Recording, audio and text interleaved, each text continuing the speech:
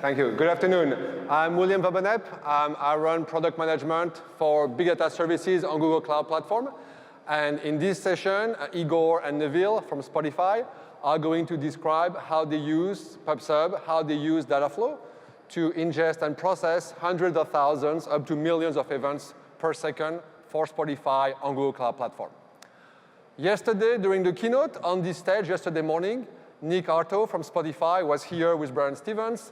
And he explained that the main reason why Spotify decided to come to Google Cloud was because of the data processing services. And so yesterday afternoon, also on this stage, Emily and Kenny from Spotify described how they use Bigquery and illustrated the value they're getting from the serverless operating model, from the performance of Bigquery. And today, in this session, that's another example of the same big data services that Nick referred to at work for Spotify. Not Bigquery this time, but PubSub and Dataflow, and you're going to see how they're being used by Spotify.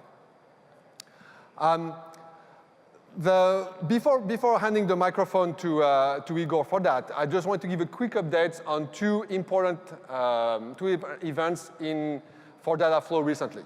So when I describe Dataflow to people and how to use the Java SDK to write pipelines that can run in batch or stream mode, the question I get most often is, what about Python? Well, good news. Dataflow is not just for Java anymore. The Python SDK is now on GitHub, available for anyone to download, to run using the local runner. If you want to run it on Google Cloud, thank you. If you run it on Google Cloud, there's a form you can fill, and we'll give you access. It's in early access on Google Cloud, obviously moving towards general availability as a first-class language, just like Java. So Java, Python, thank you. And if you like Scala, there's some good news coming as well later in this talk. Neville has some good news for you. Scala as well, all right. So not quite as much as Python, but there is some Scala happiness. So that's one big thing.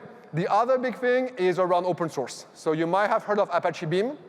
Apache Beam is the result of a submission that we've done, with many others, Cloudera, Data Artisan, Talent, Cask, PayPal. Together, we've joined to contribute the Dataflow SDK to Apache as an incubator project. It has been accepted there under the name Apache Beam. And so now the SDK, starting with the Java SDK, the Python one will follow, is now completely independent from Google. It's an Apache project, where the program that you write in Apache Beam can run at Google on Google Cloud Dataflow. They can also run on Spark using the Spark runner from Cloudera and PayPal, can run on Flink. And the community is forming around Beam to add runners, to add languages, to add connectors, to add libraries of function. And we're very, very excited to see that as well. So a lot of the innovation on the programming model is now moving to Apache. Obviously, we're very engaged there, but it's open to everybody. The name Cloud Dataflow is going to be, it remains the name of the Google hosted service, where you take your Beam pipelines, and you're able to run them on Google's infrastructure in a serverless mode, where Google deploys and scales everything for you and give you the best performance and the best operating model for your pipelines. But don't take my word for it. Igor is going to describe how he's using it in real life and how it's working out for Spotify.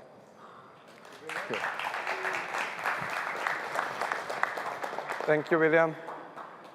So I'm really psyched and honored to be here on Google Next. It was a really good conference so far. My name is Igor Maravić, and I'm one of the software engineers working in Spotify. During the past year, I've been a part of the team which has been working on maintaining and developing Spotify's event delivery system. This session is going to have 3 parts. In the first part of the session, I'm going to talk about our journey for moving our event delivery system into the cloud. In the second part, my colleague Neville will talk more about the tooling that we've been using to analyze the data once it's delivered. Finally, I will get back on the stage to talk more about the learnings that we gathered while rebuilding our event delivery system. Spotify have had a phenomenal user growth in the past years. Only in the last year, we almost tripled our user base, reaching 75 million monthly active users. With the user growth came the data growth. Today, we're shipping around 60 billion events every day to our Hadoop cluster. Oh, okay. All the events are being passed through our current event delivery system, which is based on Kafka 0.7. All the events that are being delivered are being generated on our clients as a response to a certain user actions. So, for example, when user creates a playlist, subscribes to a playlist, or when it finishes listening to a song, an event is generated. This event is then delivered to our Hadoop cluster. This system worked fine until a certain scale, but with the load came the outages. Well, by observing how the system worked, we observed a lot of problems with them. Most notable problem was that this system is way too complex. It has way too many components that one event delivery system needs to have, and on top of that, most of those components are having limited test coverage, and they are operationally immature. Other problem is that our event delivery system is stateless. That means that the state is only kept on the service machines themselves and on the Hadoop cluster. If the Hadoop cluster goes down, our event delivery stops functioning, which is an operational burden for the event delivery team because we are not responsible for the uptime of the Hadoop cluster. When you combine those problems with the data growth that we had, you get a recipe for disaster. So, at this exact point here, we figured out this system cannot keep up with the growth. At that point, we started filtering the events, and this is the drop you can see. Considering the shortcomings, design shortcomings of the system that we observed, the only way forward to keep up with the Spotify growth is a complete rebuild of the system. When we started thinking about new event delivery system, we knew that the new event delivery system still needs to keep the same function as the current one. That meaning that all the events from the clients still need to be delivered to a Hadoop cluster. To have an easier migration, we wanted to keep the same API. That means that all events are still persisted to log via syslog and then delivered to Hadoop in hourly buckets. We also wanted that our event delivery system have a persistent state implemented as a reliable persistent queue component. That way, if the Hadoop goes down, we can just keep on functioning without any noticeable issues. Finally, we wanted to keep the system as simple as possible. Simpler the system gets, it's easier to operate it and to scale it. Simple as that. We had the basics laid down, and the only thing left to do was to get our hands dirty. First, we wanted to figure out what should we do with a reliable persistent queue. Building one is not an easy task. Building one that needs to keep up with the Spotify volumes is even harder. So, we wanted to use some of the available technologies out there and use them as a reliable persistent queue. Our adventure started with Kafka. There were three main reasons why we decided to experiment with Kafka. Kafka is a proven technology that's been used all around the globe. There are many companies being successful at using it right now. Kafka is an open source project which has a strong community built around it. It is a first-class citizen in many of the open source projects we're using today in Spotify. Spark, Flink, Storm, just to name few.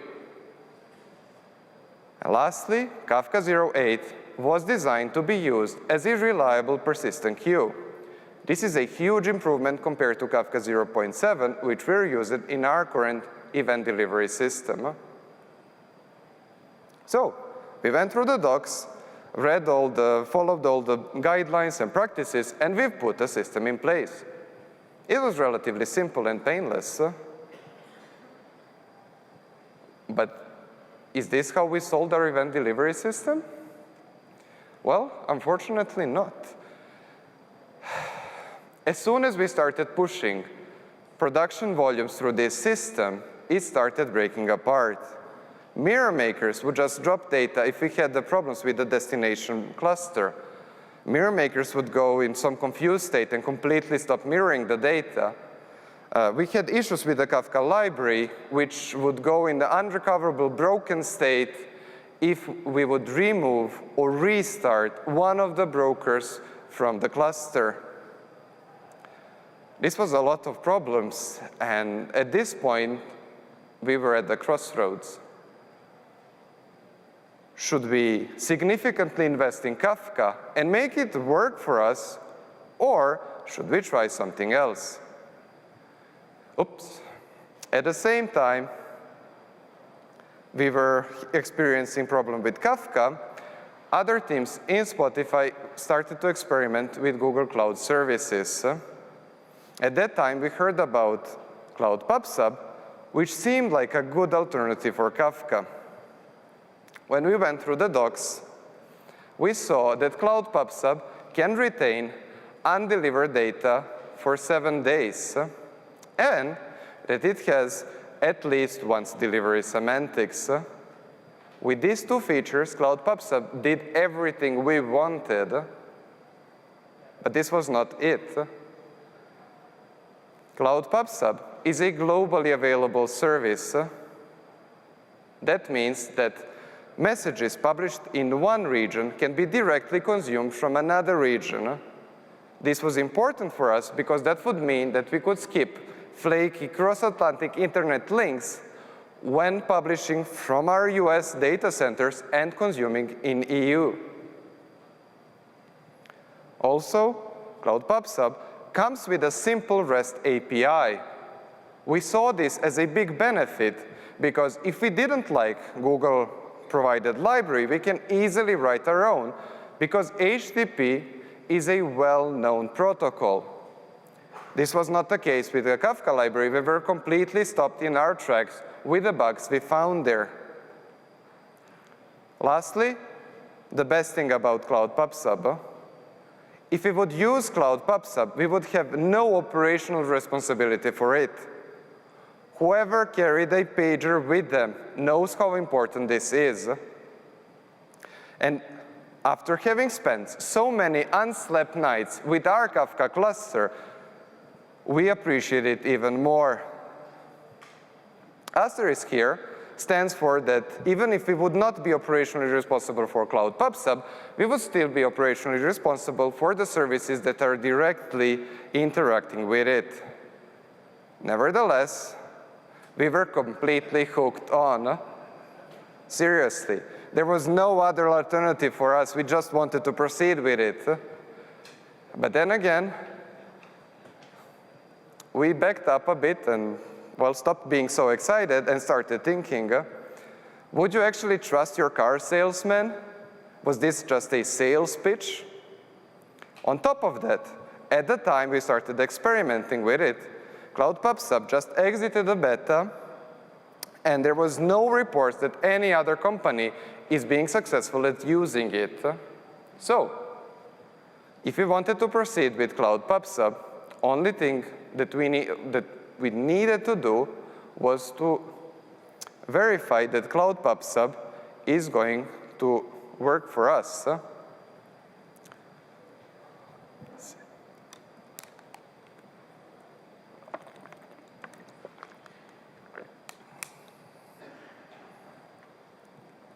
So, considering the Spotify's data growth, we were mostly interested in seeing how good PubSub is at scaling.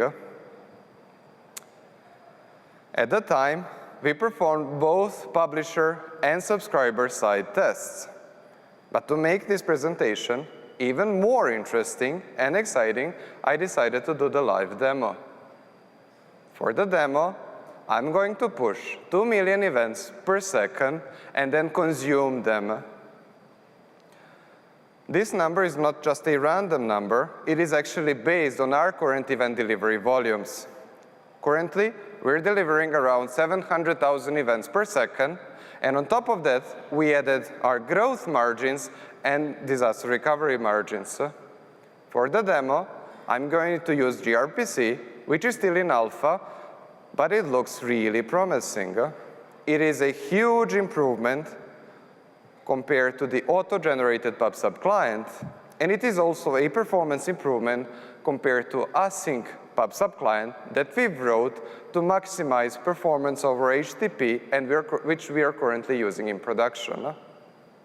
Disclaimer here is that even if I'm doing the demo here with gRPC, we're still not using gRPC in production because we're playing it safe and we're waiting for it to become GA. But now it's demo time. Can I get the demo? Can I? Yay, okay. So, for the demo,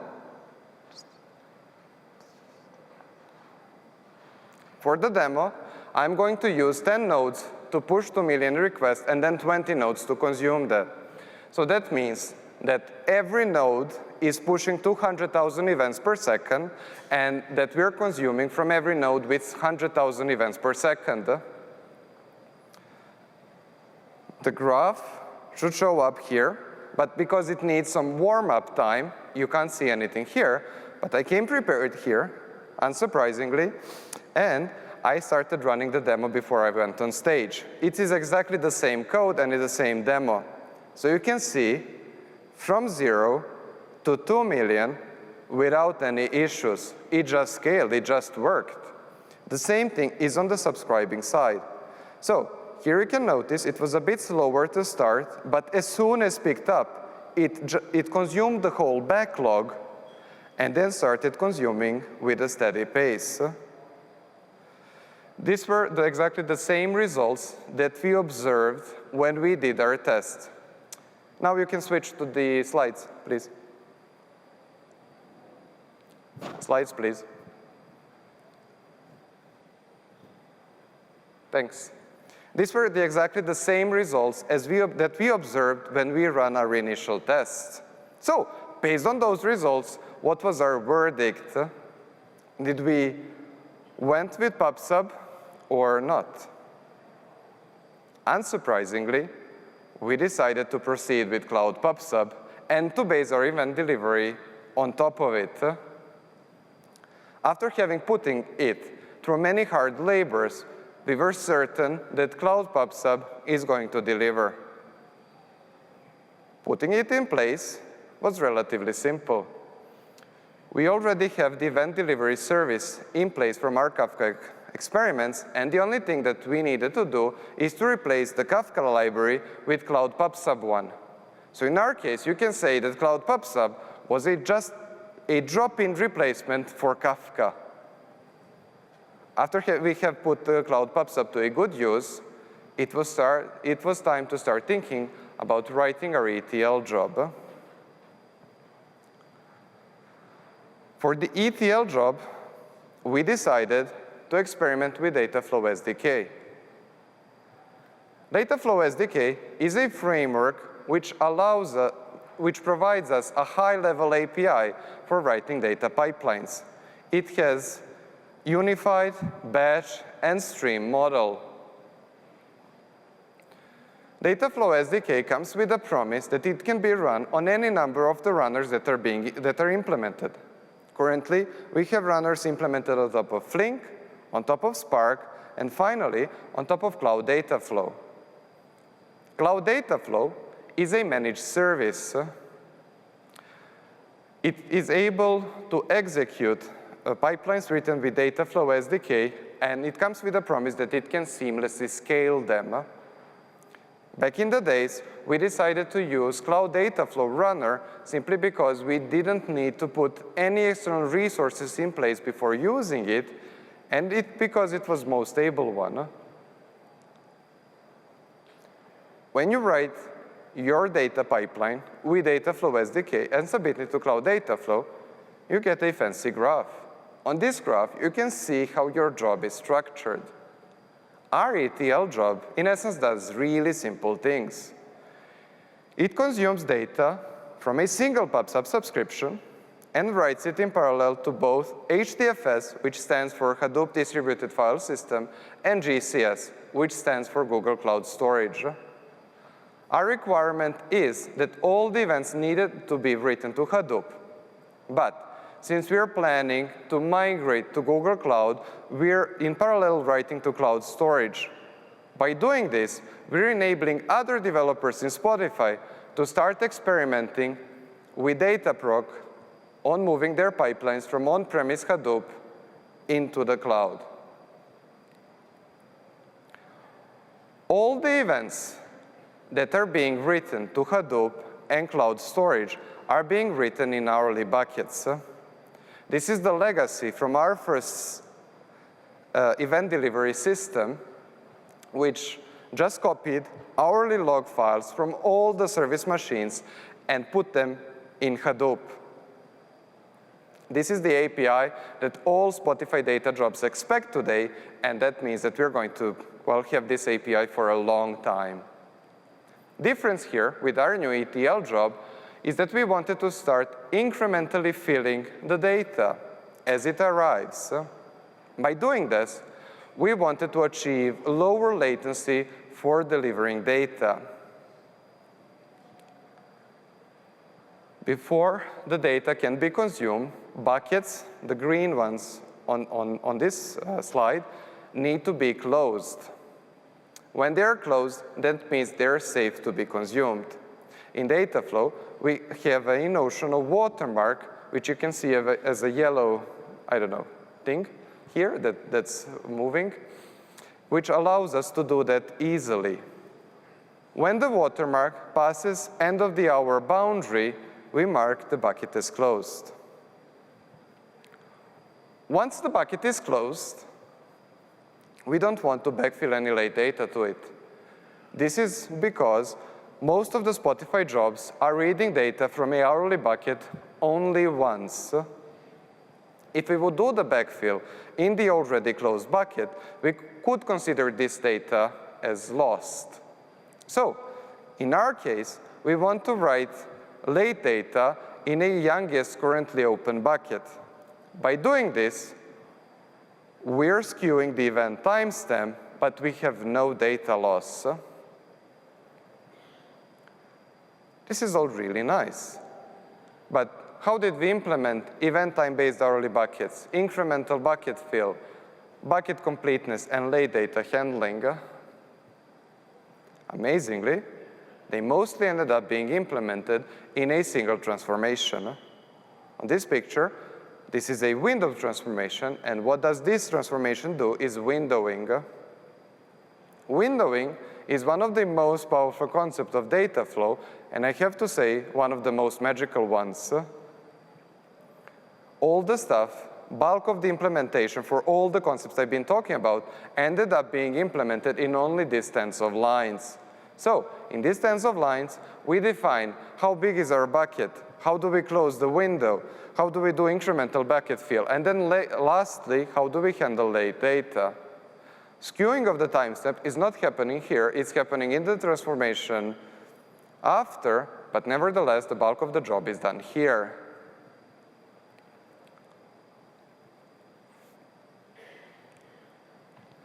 Windowing is available both in streaming and batch. But only when used in streaming, the full power of windowing is unleashed. This is because we have a formed watermark which is being constantly propagated as the data arrives. This allows us to detect and handle late data.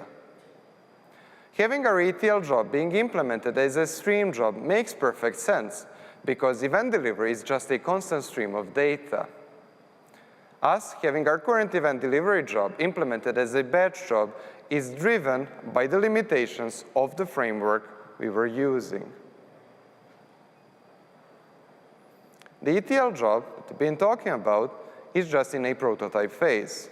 We still have few hurdles that we need to overcome for it to go in production. First, we need to be able to restart our ETL jobs without losing any in-flight data. Today, this is currently not the case if the update does not work. Other big thing is that we need to have a good continuous integration and deployment process for enabling the safe and fast iterations on our ETL job.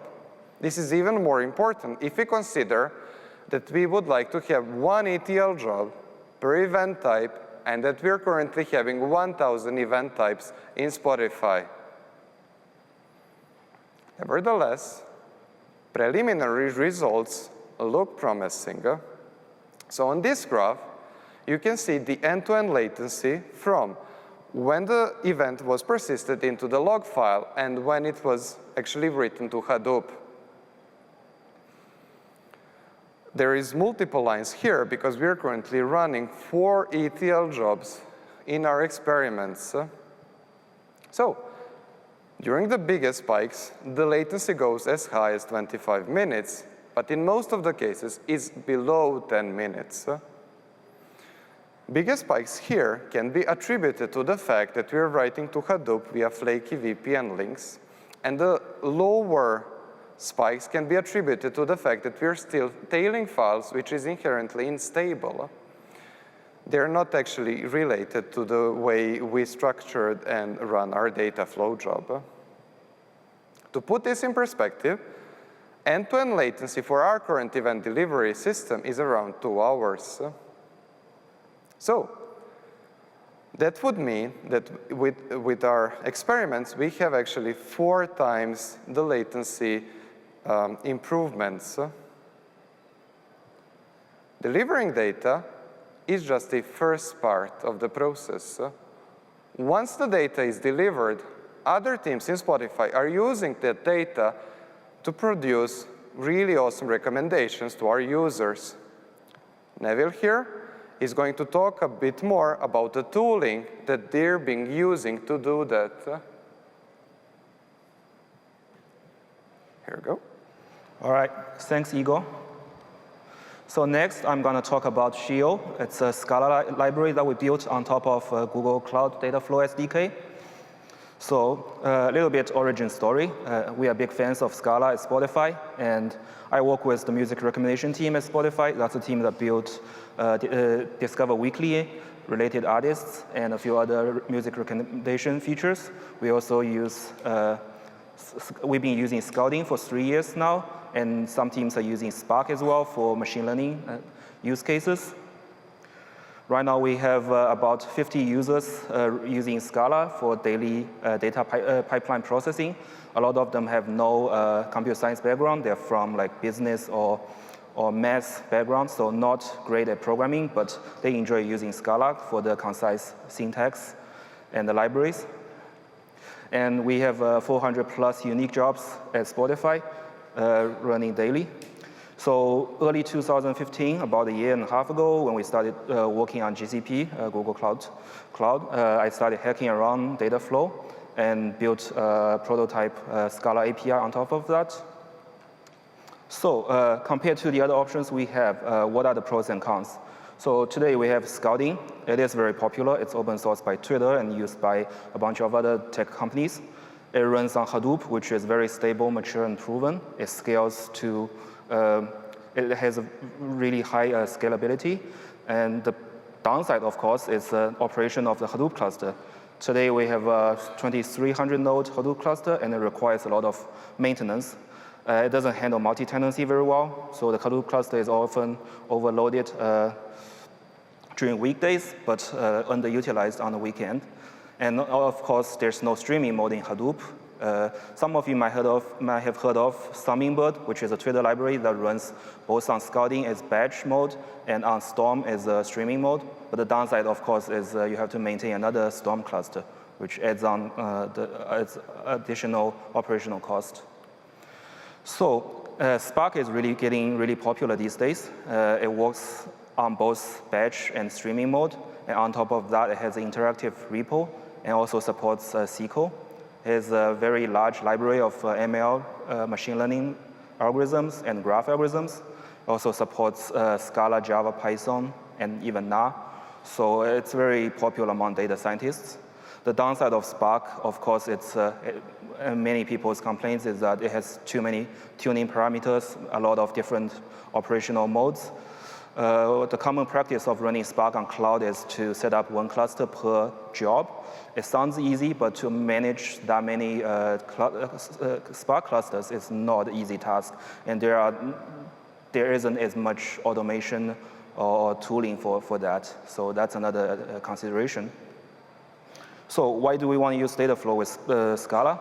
We already talked about Dataflow. Cloud Dataflow is a hosted solution, so it runs on Google infrastructure, and there's no operational cost. You submit your job from a laptop, it sends some requests to the cloud, spins up VMs, does auto scaling under the hood. There's no operation cost whatsoever. It also has a tight integration with the entire Google ecosystem. So you can read and write from all these awesome data products like Bigquery and Bigtable. So that's very nice. And the Cloud Dataflow has a very simple API that handles both streaming and batch in the same abstract data model, which is also very nice. So you can write your application once and run in either modes. And we also like Scala, of course, because it's easy to build a very high-level DSL on top of Java libraries. It's very easy for developers to pick up. And also, Scala being a functional programming language, it encourages the reusable, composable patterns. It makes code easy to troubleshoot, easy to maintain in the long run. We also use a lot of Scala libraries like Breeze, which is a statistical and numerical library similar to NumPy. And also Algebra, it's a Twitter library for approximate algorithms and also parallel processing. So this is how it looks like, the Shio library on top of Dataflow SDK. So on the top layer, you have this very thin layer of Scala API that wraps around the Java SDK. We also added a few other things, like enabling the user to use Scala libraries like Breeze and Algebra. We added the interactive repo in addition to the batch and streaming mode. And also we added some extra features that we like, for example, reading and writing HDFS, and also some simple primitive of doing job dependency and scheduling. All right, so what exactly is Shio? Well, it's pronounced Shio, obviously, thanks to Google Translate. It's Latin, the kind that the Pope speaks, so very classy. And also, it's the name of a Scala data library that starts with SC, ends with IO, so totally buzzword compliant. So we like the name. And the core API is actually very similar to Spark. I would say about 80% compatible. And also, we borrow some really nice ideas from Scouting as well, the two libraries that we really like. So it is open source on GitHub. And next, of course, this is a data library, so I have to show the word count example. For those of you who have experience with Spark, the source code looks almost exactly the same. So you read a text file, split out the lines, do some filtering, count by values, save it to another text file, and that's it. 5 lines of code. Of course, this is a Google conference, so I have to mention PageRank as well, in 13 lines of code. So your input is a collection of source and destination URIs, and you initialize PageRank to 1.0 over 10 iterations. You distribute the PageRank to the destination pages, and also add it on top, have some dampening factor, and that's it. That's PageRank in 13 lines of code. Very easy to write, very easy to refactor and debug. There were a few talks on Bigquery already, or how awesome Bigquery is, and of course we like Bigquery as well. And we even want to use Bigquery like as much as possible. We actually at Spotify have been through a few different SQL on Hadoop solutions. Of course, at the very beginning, there's Hive, and we use Hive on top of TSV or Avro data. And the obvious problem with that is the TSV or Avro, they are all row-based storage, which means any simple SQL query will require scanning through the entire data set, and that's super inefficient. And also, there's no integration with other frameworks, so it's not as easy to use SQL inside the data pipeline, for example. We've also been experimenting with Parquet, which is a columnar storage. It is actually inspired by Dremel, this Google paper, which is basically the technical basis of Bigquery. So Parquet gave us like 10 times speed up over regular Avro Hive, but there are also some obvious problems. The integration with Hive is a little bit immature. There are some rough edges. It works really well in Spark SQL, but the problem is Spark is another platform that we have to tune, and it's slightly harder to scale up. Of course, we want to use Parquet inside the current frameworks that we have, like Scouting, but there are some impedance mismatch with, for example, Avro, and also the Parquet API is Java-based, and it's a little bit clunky. Basically, instead of having to write like SQL query, you can select where and all that stuff. In Parquet, you have to write a lot of Java code to perform these kind of column projection and row predicate. All right, so we want to use Bigquery with Shield, of course. The idea is that Bigquery is so performant and also scales independently, which means we don't have to maintain any cluster. So the idea is to use Bigquery for most of the slicing and dicing. And of course, Bigquery has a lot of commercial tools support and has a web UI. So data scientists can easily prototype, say, the data pipeline inside Bigquery and then port that code into a data pipeline like Shield. And of course, there are certain things that's hard to do in Bigquery or in SQL in general, like custom machine learning algorithms or fancy statistical analysis, things like that. So in that case, we can copy-paste the SQL query into a data pipeline and seamlessly integrate with Dataflow. And because we use Scala, and Scala gives us macro, which generates type-safe data types, and I'm going to show it in a bit. On the left side, you have this typical pipeline that handles Bigquery as JSON objects. So obviously, it's a map of string to objects, and you have to access fields by string and then cast them into whatever you think it is. It's a very tedious and error-prone process. So you can easily run into null pointer or cast errors, and it takes a long time to actually run the pipeline in production and troubleshoot it. On the right-hand side, I have a class, but no definition. It just generates the class schema from the data type inside Bigquery, and then I can treat my data in a type-safe manner. And in this case, if it compiles, it works in general. The next is an example of Spotify running feature. So this is when you open up your phone app and run to a certain beat. So Spotify will recommend tracks that you might like based on the speed that you're running.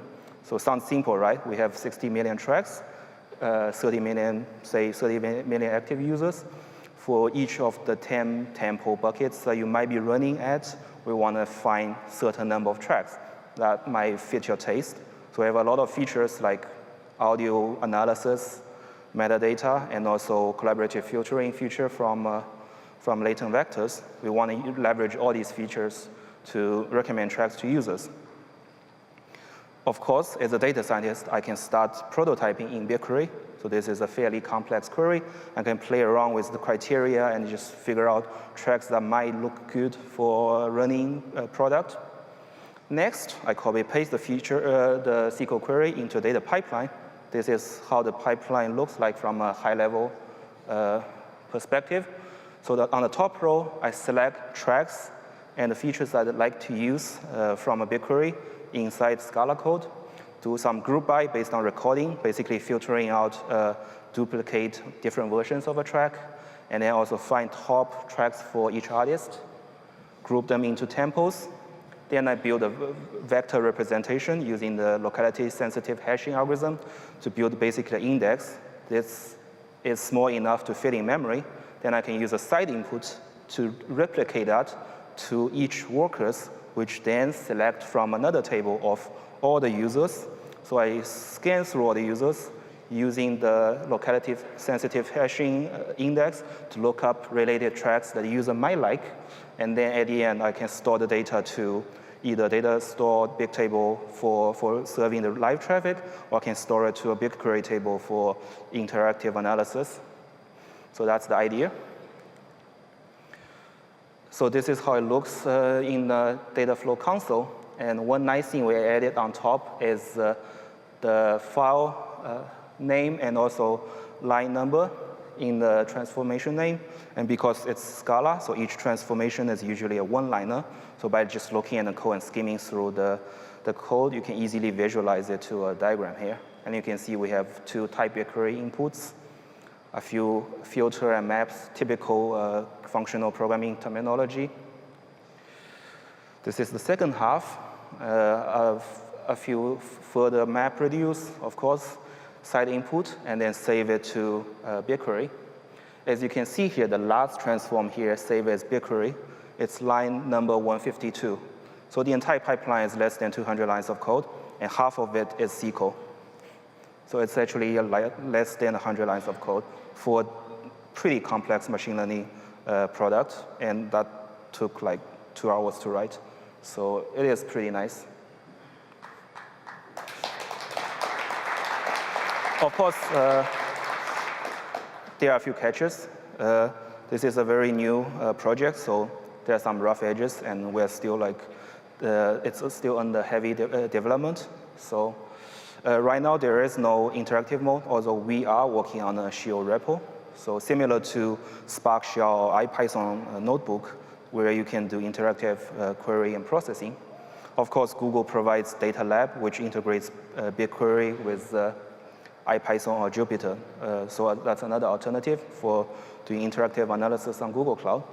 Right now, there isn't enough machine learning algorithms built for Shio, but there is TensorFlow, also from Google, which is now offered as a Google Cloud ML. So in the future, it's going to have Dataflow integration. So potentially, you can just run your Dataflow job and integrate with TensorFlow. Of course, the library is open source under Apache 2 license, so feel free to check it out. There's even a pre-built binary jar for the repo, and feel free to submit pull requests or file issues. That's it, and next I'm gonna hand it back to Igor.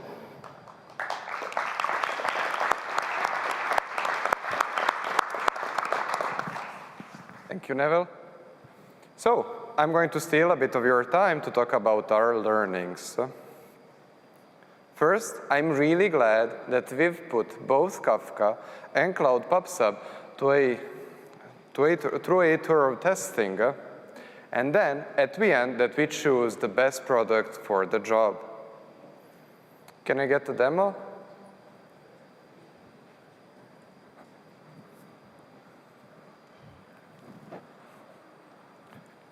So, this is the demo I started earlier during my talk. And the nice part about it, and this is the part I like about Cloud PubSub, it just works.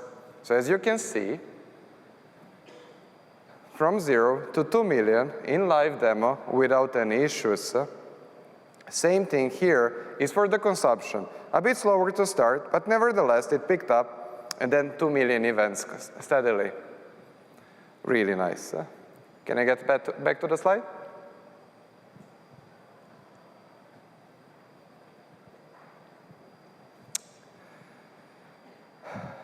Even if we are not in production with our event delivery system, choice of Cloud PubSub is already paying off. It allowed us to move faster on the real-time use case. Currently, we use Cloud PubSub as a drop-in replacement for Kafka in few of our Storm topologies for doing the real-time ad targeting with great success.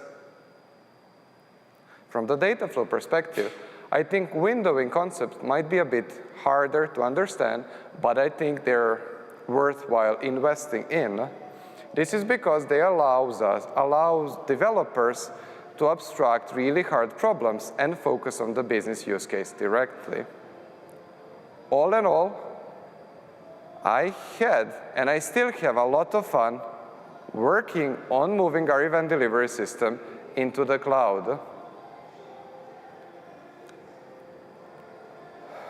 If you're interested in learning more about this, I would recommend you to go on labs.spotify.com and check out the blog posts. There are 3 blog posts. They're describing the whole journey that we took. I hope you enjoyed, and I hope you learned something new. If you have any questions, feel free to catch me or Neville, and that's it.